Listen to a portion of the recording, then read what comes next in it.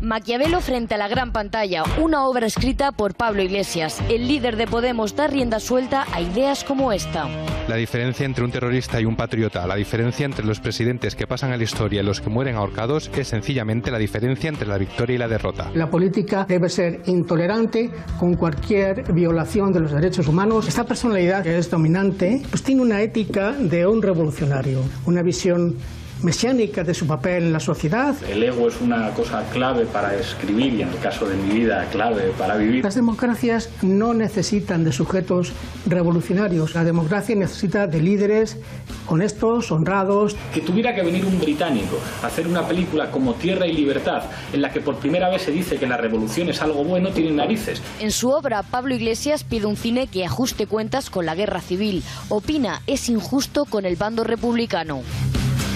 El pacto de silencio que sucedió a la transición sigue condicionando las representaciones estéticas del pasado franquista en busca de presentar el franquismo como un mal menor. En lo que respecta a la tendencia doctrinal, el 75% de las películas pro-republicanas, el 25% se podrían considerar, siendo generosos, neutrales, y películas a favor del bando vencedor, ninguna. Cine que retratara a los falangistas como asesinos. Se esperaba un cine que de alguna manera se identificara con las razones del bando antifascista, pero no ocurrió. Evidencia dos cosas, frivolidad y superficialidad. Esta lectura selectiva que introduce en ellos está saturada de ideología. Y en la presentación de su libro siguió soltando perlitas como esta. Hay dos tipos de intelectuales.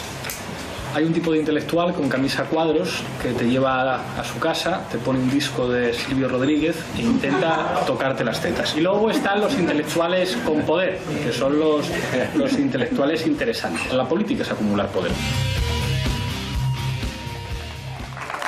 ¿Así se ligó a Tania? Bueno, Nuria, vamos a obviar esa última declaración del intelectual que intenta tocarte las Habla lo que él dice, y vamos a la frase que a mí me ha dejado totalmente anonadado. O sea, la diferencia entre un terrorista y un patriota, según Pablo Iglesias, es la diferencia entre la victoria o la derrota. Es decir, si tú ganas, dejas de ser terrorista para ser patriota. Y hay Eso otra es lo que frase, opina este señor. Hay otra frase que recoge en ese libro que dice que la búsqueda del bien colectivo no siempre es compatible con la ética individual. Y eso resume precisamente lo que quiere hacer Pablo Iglesias. Es decir, el bien menor o el mal menor justificaría el bien mayor. Es algo alucinante. Es decir, déjame que lo lleve a la comparativa de la que estábamos hablando, del tema venezolano. Si es por el bien de la revolución bolivariana en Venezuela, tú puedes disparar a 4 personas en una calle. Lanzo la pregunta. Eso es. Mira, él pone ejemplos del cine, para que todos lo entendamos. Algunos hombres buenos, seguro que lo habéis visto todos. Pues él justifica lo que hace ese general en la frontera, en la que ordena el código rojo por el bien y para proteger la libertad del país. Pues eso está bien que se haga. 007, James Bond, derecho para matar. Pues hay que tener derecho para matar. Él justifica la excepcionalidad en el propio soberano. La ética del soberano es la ética operante en ese momento donde sea menester, vamos. Nuria, ¿cuándo ha dicho Pablo Iglesias, este hombre, ha dicho estas palabras? Estas palabras las recoge en su libro. ¿Que ha sido editado hace cuánto? Pues en 2013, hace año y medio, se presentó este libro en la librería La Marabunta, que por cierto ya ha cerrado, porque claro, los dueños de la librería están muy ocupados con Podemos, o sea que el propio Podemos ha engullido a la librería. Y el libro se presentó eso hace año y medio, que quizás es lo más espeluznante, que estas ideas él hablaba con toda libertad porque todavía no era tan conocido, tan famoso y no tenía tan claro lo que iba a hacer como hasta ahora. Habla de un término que Miquel comprenderá muy bien, que es la excepcionalidad. Él dice que los comunistas y los fascistas, hablo en primera persona como si yo fuera Pablo Iglesias, dice tenemos algo en común y es que solamente podemos tener éxito en momentos de excepcionalidad. En momentos de normalidad no nos comeríamos, comillas, una mierda. Dice, entonces en momentos como esto ha llegado nuestro turno. Él habla y él se identifica con Caridad Mercader, que es la madre del asesino de León Trotsky, y dice que él no ha venido aquí a construir el socialismo, sino a destruir el capitalismo, que eso no tiene erótica, o sea, lo de construir el socialismo no tiene ninguna erótica. Habla también de Marx y sobre el asalto a los cielos con las armas de Mao Zedong y de tener los fusiles en la boca. O sea, es un discurso realmente agresivo.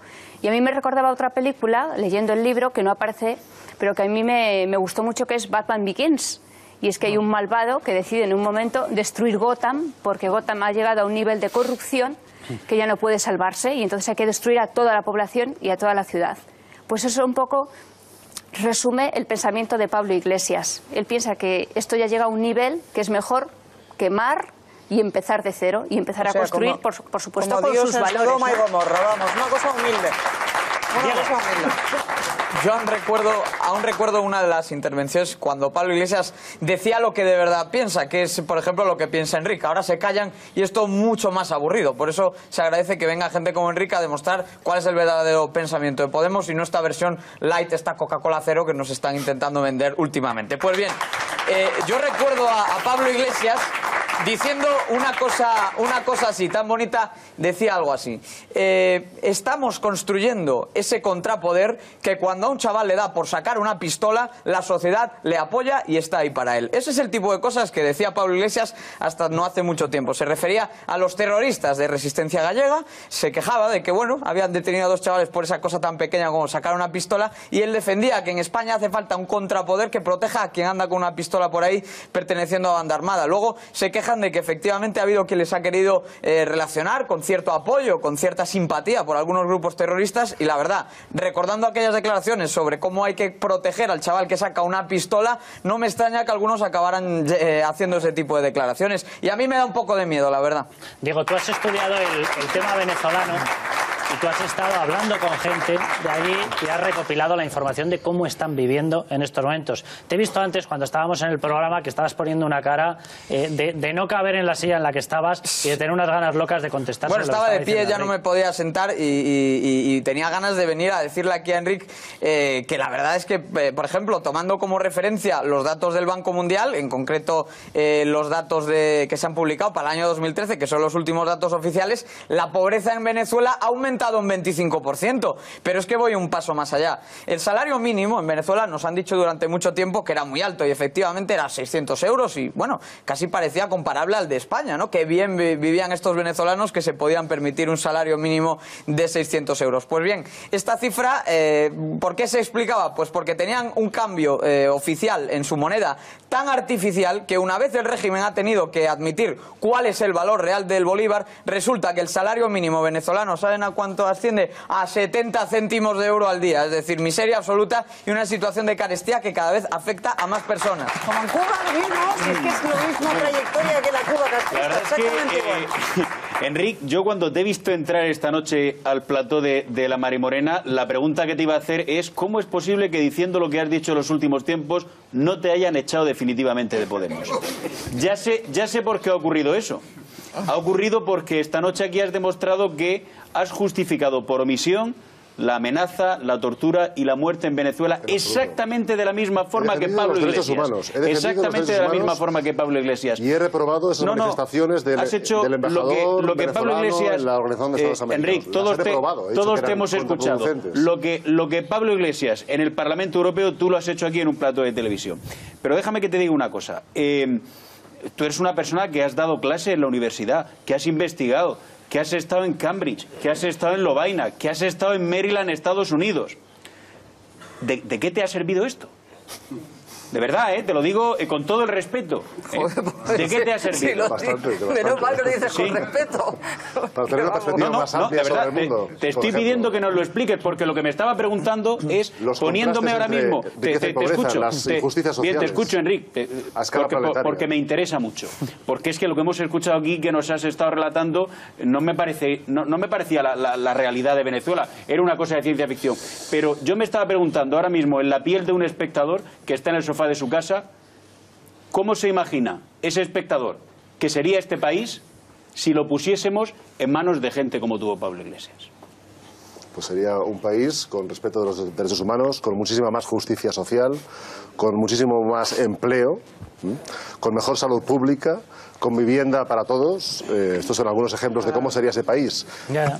Claro. Y empezado con respeto de los derechos humanos. ¿De verdad tú te crees eso? Ahora bien, si hubiera facciones de la sociedad española o si hubiera poderes exteriores que intervinieran tratando de desestabilizar, por ejemplo, pues empezando por los precios de las cosas, por la capacidad de abastecer a la población de bienes de consumo básicos y luego a continuación pasando a mayores ya aplicando técnicas de violencia, pues habría que hacer igual que hizo España. Hemos hecho los españoles durante más de 30 años combatiendo diversas formas de terrorismo, con eficacia policial, además con eficacia policial y Estado de Derecho. Estado de Derecho. No vamos a permitir no vamos a permitir jamás que de una oposición violenta. A ver, de uno, porque déjame que lleva pidiéndome la palabra. Que llevo un rato. Mira, Enrique, déjame, Pablo, sin más. Quería también hacer una referencia. Déjame un momentín. Vamos a ver, pero dejadme que dé un dato, porque se ha estado hablando de que se desestabiliza con los precios. La última compra de la que tenemos constancia, por favor, la última compra de la que tenemos constancia de un alimento básico, como es el aceite, se realizó en Marinaleda, ¿vale? Con mediación de un señor llamado Sánchez Gordillo. 12.000 toneladas métricas. ¿Me dejas terminar, por favor, Enrique? Cuando se dan datos suele ser conveniente escucharlos, porque así vamos centrándonos. Esto que tú dices contextualizar. Vamos a contextualizar. Ni siquiera es de Podemos, se le compró al doble de precio. ¿De quién vino la oferta? Del régimen venezolano. Se le compró al doble de precio. ¿Quién desestabiliza los precios, Enrique? ¿Quién? Si el régimen venezolano lo compró al doble porque le pegaba una mordida, ¿quién desestabilizaba los precios? Bueno, eso cuando le llegó la... Ah, no, entonces ¿por qué compras al doble de precio? ¿Porque eres tonto o por qué? Quizá por solidaridad. ¿Por solidaridad? ¿Compras al doble de precio para encarecer el producto a tu población? ¿Te suena el concepto de comercio justo? Pero vamos a ver. ¿Te suena el concepto de comercio? Vamos a ver. Ya hemos llegado al chiste. Ya hemos llegado al chiste. Tú compras al doble de precio para regalárselo al señor Sánchez Gordillo. Y se lo vendes al doble de precio a tu población y la respuesta que me da Podemos es que eso es para hacer el comercio justo. ¿Justo qué? Justo de que no llegan ni para la cazuela. Vamos a hacer... Déjame hacer una desde lejos. Yo me quería referir a una referencia. Enrique, me la palabra a Pablo, que simplemente he metido yo una cuña. No me aprovecho. Bueno, pues no te preocupes, que en cuanto te preguntemos todos respondes. Que lo mío va a ser un poco distinto. Enrique, lo mío va a ser un poco distinto. Mira, yo te voy a hacer una reflexión desde la izquierda, es decir, o sea, porque yo soy una persona desde el Partido Socialista Obrero Español, desde la izquierda, vamos a ver. Y compartiendo, o sea, muchas de las reflexiones, y no de las que has dicho precisamente ahora, muchas de las reflexiones que se hacen desde Podemos sobre la desigualdad y sobre los problemas que hay reales en España y en muchos países del mundo de un reparto absolutamente desigual de la renta que genera situaciones absolutamente dramáticas. Yo te digo, Enrique, ¿de verdad te ves en la obligación de negar la realidad? Es decir, ¿hasta qué punto para defender el concepto de desigualdad y el concepto de sistema fiscal justo y el sistema de solidaridad, ¿hasta qué punto hay que defender lo indefendible? No, porque en este momento lo indefendible... ¿Sabes cómo se desestabilizó? Y mira que estoy deseando defenderte aquí en algunas de las cosas que digas, pero... español durante la Segunda República. Ahora me vas a criticar al PSOE. Yo te estoy haciendo... Yo te estoy haciendo... ¿Sabes cómo se desestabilizó entre el año 31 y 33 al gobierno del Partido Socialista Obrero Español? De forma muy parecida a como ahora se está intentando desestabilizar a Venezuela. Hay clarísimos paralelismos. Bueno, pero mira, yo no estoy hablando ahora del año 31. Estoy hablando de la situación... Estoy hablando de la situación Estoy hablando de la situación de Venezuela y estamos hablando de una realidad de un país que está devastado. Entonces, negando la realidad como estás haciendo tú ahora, que no es lo que están haciendo en general los líderes de Podemos, y oye, y a lo mejor es lo que piensan los líderes de Podemos y no lo dicen ahora y tú lo estás diciendo y te reconozco la valentía. Valentía en el sentido de decir lo que piensas, pero de verdad tú crees que a tu partido, escúchame, Enrique, o sea, de verdad tú crees que a tu partido, o sea, os beneficia en algo negar una realidad como la de Venezuela buscando explicaciones, o sea, mira, cuando una cosa pasa, es decir, y cuando están matando a la gente y cuando están llevando a los opositores, ambos están matando gente, ambos bandos están matando gente. Pero qué otros bandos están matando gente. Sectores de ambos bandos. Pero qué otros bandos. Ahí hay un gobierno que está metiendo en la cárcel a opositores de manera injustificada y lo dice todo el mundo. Está detenido. Enrique, lo dice todo el mundo, lo dice. Las máximas autoridades del país lo han reprobado. Lo dicen todos los gobiernos, los de izquierdas, los de derechas. Al gobierno no le interesa. Es contraproducente. Los únicos que, o sea, la posición que tienes tú, el único que tiene esa posición es el gobierno de Maduro. Si es que no hay nadie más en todo el mundo que tenga esa posición. Solamente a los terroristas les interesa ese tipo de prácticas. Pablo, un refrán castellano dice que nadie muerde la mano que le da de comer. Olvídalo, Pablo. Nadie muerde la mano que le da de comer. Que estoy deseando... No lo digas por mí, Telos. Jamás en la vida he trabajado para Venezuela. Jamás en la vida, ni directa ni indirectamente, he trabajado para Venezuela. Tú estás en determinado partido y la gente que está en estos momentos en la cúpula de ese partido, y hablo de Rejón, le montaron una fundación de la cual obtuvo dinero. Bueno, hablo de Pablo Iglesias, estuvo en una fundación de la cual se llevó dinero. Hablo de Monedero, no solamente le montaron el Centro Internacional Miranda, sino que le pusieron en las dos últimas plantas, en el ático de Anauco Suites, uno de los hoteles más caros, y por cierto, propiedad ya y gestionado, por supuesto, por el régimen venezolano, le pusieron una sede para que también manejase el presupuesto. Carolina Vescanza también estuvo allí. Víctor Ríos de Izquierda Unida también estuvo allí, y así podríamos estar toda la noche. Así que explícame si morder la mano que da de comer. No, yo lo que quiero a ver, Enrique, cualquier gobierno del mundo procura alojar dignamente, incluso bien, incluso confortablemente, a sus asesores internacionales. Mientras su población no tiene leche materna. Mientras su población no tiene leche materna, es lo suyo. Vamos a ver, Enrique, mira, yo cuando te estaba escuchando me tenía que estar agarrando a la silla y he dicho, pero ¿qué hace un señor como este lanzando el discurso que estás pronunciando ante montones de españoles? Yo te invito, ciertamente, a que te pases por todos los estudios de la televisión, que vengas aquí todos los días, que te paséis por todas las grandes televisiones de este país, porque verdaderamente eso es el retrato del pensamiento de Podemos. Y con más presencia en los medios, Podemos será al final... Pues quedará en evidencia. Has retratado a Podemos, porque el problema de Pablo Iglesias es que lleva un año, pues, en una estrategia de fingimiento, de ayornamiento. Es decir, seguramente tú eres lo que era Pablo Iglesias hace 2 años. Lo que ahora no dice Pablo Iglesias.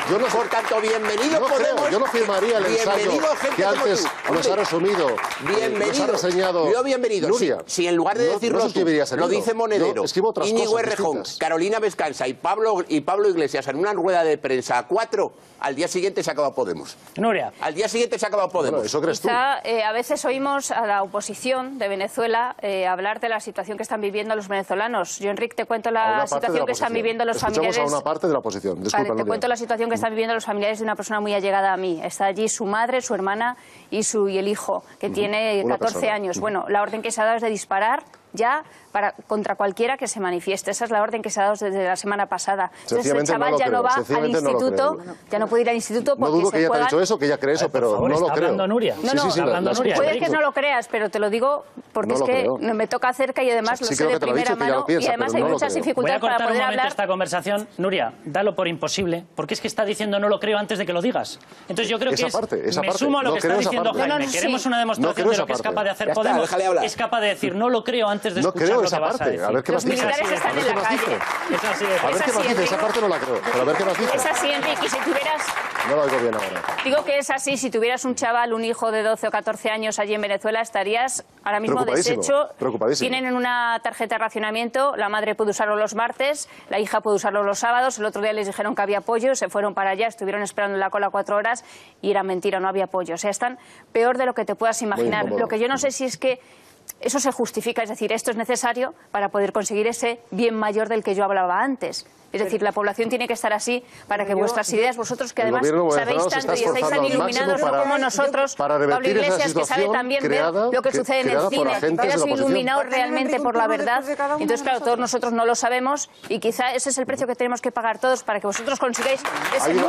Hay una parte de lo que dices que valoro y comparto, esa preocupación por la situación directa de la gente. Ahora, ¿cuáles son las causas y cómo hay que atajar esas causas? Ahí es donde divergemos en la interpretación. Yo entiendo que son estrategias de desestabilización conocidísimas de manual, de insurgencia de la Escuela de Virginia que está en Estados Unidos, la Escuela de las Américas que está en Estados Unidos. ¿Qué sabrá el pollo? Es fácil, una interpretación diferente que es harto conocida, existe desde hace décadas. Se ha aplicado en una enorme cantidad de países latinoamericanos y de otras partes del mundo esa estrategia. En Cuba, en Venezuela, en Bolivia, en Ecuador, países todos evolucionadísimos, oye, con unas democracias de un bollante de muchísimo Argentina, en Paraguay, está clarísimo en Uruguay, que es la Escuela de Virginia. En Colombia. Yo no sabía si eran los turrones Virginia o la Escuela de Virginia, uno de los dos. Dejadme que vayamos a la pieza que hemos preparado, porque se nos nos hemos quedado prácticamente sin tiempo, pero yo quería que viésemos otro programa de otro partido, no es Podemos, pero como si lo fuese.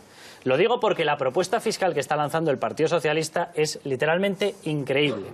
De cada 10 euros que recibe una persona en ingresos, se podría llegar a superar el pagar los 6 euros. Sobre 10, un 60%.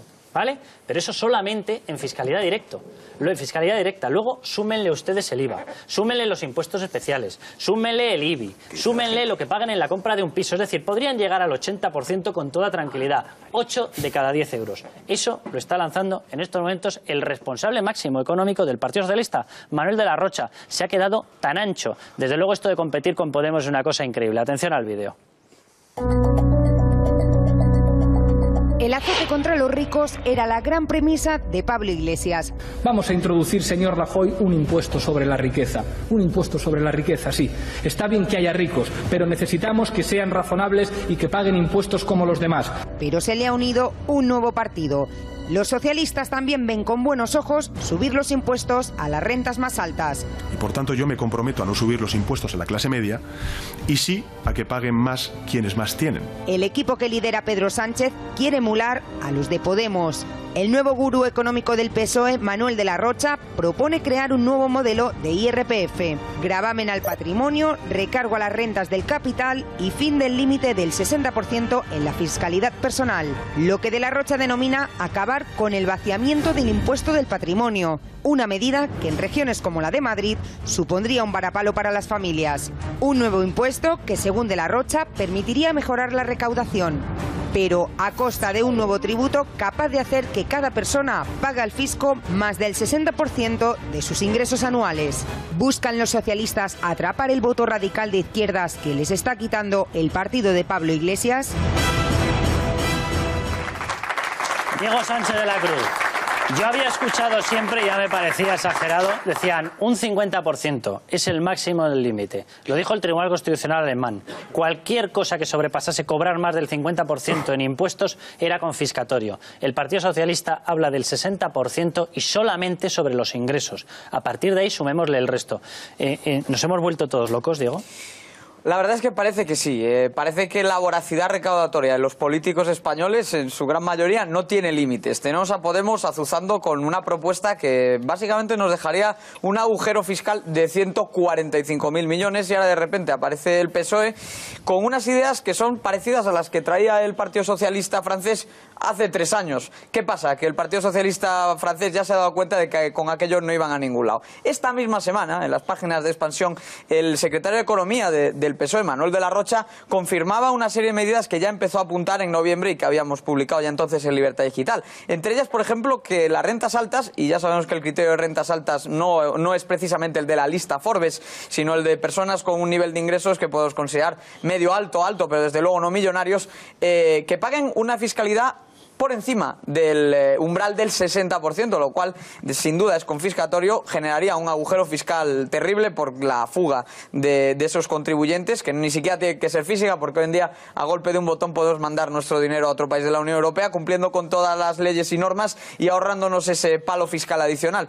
Y por lo tanto, además, si hablamos de este palo a las familias en comunidades como Madrid, donde se recuperaría este impuesto al patrimonio, de subidas a las empresas. Las empresas ahora mismo, las pymes pagan un 16%, las grandes pagan un 18%, pues ellos quieren acercar el tipo efectivo al tipo nominal. Por lo tanto, hablan de subir esa fiscalidad que para pymes y grandes está entre el 15 y 18% y quieren llevarla hasta el 25%.